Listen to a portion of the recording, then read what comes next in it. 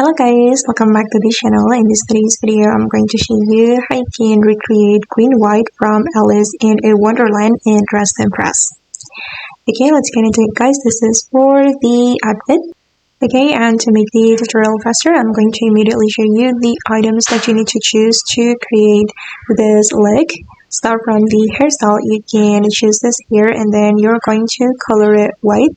You can color it with this color. Okay, and then you can combine it with this here and make it the same color. And then for the hair, you can choose only bangs for this hair and then put on the straight hair. Okay, and then you can put on this crown from the VIP room. But if you don't have VIP, you can replace it with another crown. For example, a crown from the cards item.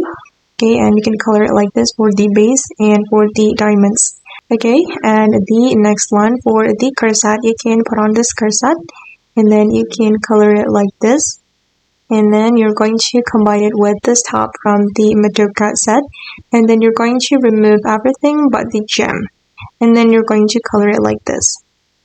And you're going to put on this corset from the witch set and you can color it like this. And then don't forget to make it glitter. Alright, and then for the skirt, you're going to put on the skirt from the witch set, make it white and also this color and make it glitter. And then you can put on this item, color it like this. And you can put on this skirt from the World Culture Update and then color it like this. And then this skirt, you're going to remove the layer and make it white, make it glitter.